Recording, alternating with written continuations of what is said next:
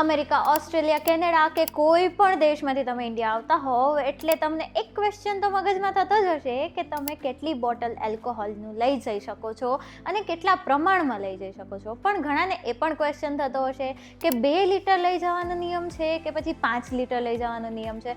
જો આ બધા જ ક્વેશ્ચન તમારા મગજમાં થતા હોય ને, then welcome to the energy junction.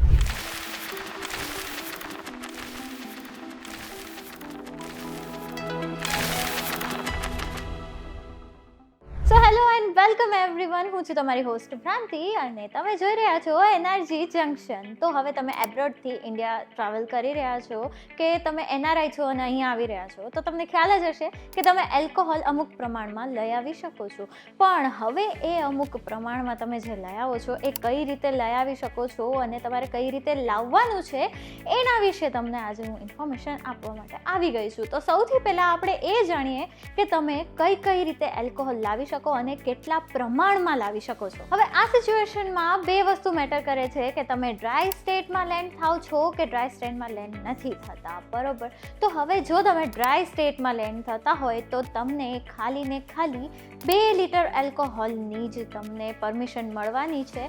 અને જો તમે ડ્રાય સ્ટેટ નથી એવા સ્ટેટમાં જેમ કે મુંબઈ કે કોઈ બીજા સ્ટેટમાં તમે લેન્ડ થાવ છો તો તમને 5 લીટર સુધીની છૂટ મળી શકવાની છે. અને હવે જો એમાં તમે ગુજરાતમાં લેન્ડ કરો છો તો એમાં તમે શું વસ્તુ કેટલી લઈ આવી શકો છો એના વિશે આપણે વાત કરી લઈએ. એલ્કોહોલ અથવા તો વાઇન 2 લીટર સુધી, અને જો 2 લીટરથી વધારે હોય તો 150 to 200% ડ્યુટી પ્લસ એનાથી પણ વધારે હોય તો કદાચ તમારું જપ્ત કરી લેવામાં આવશે. હવે જે આ 2 લીટર અને 5 લીટરની જે વાત છે એ ટોટલ ક્વોન્ટિટી ઓફ આલ્કોહોલની વાત છે.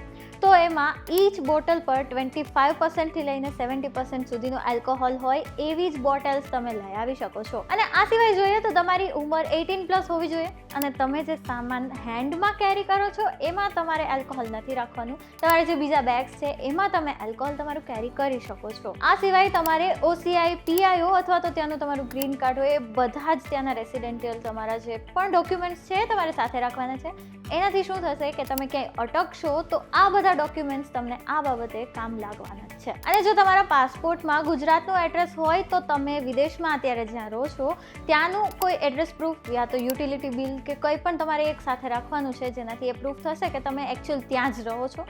અને આ સિવાય જો તમે બિઝનેસ વિઝા પર ગયા છો તો એ પણ તમારે સાથે રાખવાના છે. બધા ડોક્યુમેન્ટ્સ તમે સાથે રાખશો તો તમને આગળ જતાં કંઈ પ્રોબ્લેમ થવાની જ નથી. આ સિવાય તમને કોઈ બીજી ક્વેરી હોય તો તમે નીચે વેબસાઇટ દેખાય છે એ વિઝિટ કરી શકો છો. અને આ વિડીયો થકી તમને કોઈ સારી ઇન્ફોર્મેશન મળી હોય તો અમને કમેન્ટ કરીને જણાવજો. તથા આ વિડીયોને લાઇક, શેર કરવાનું ના ભૂલશો અને VTV ડિજિટલને સબસ્ક્રાઇબ કરવાનું પણ ના ભૂલતા. Till then, good bye.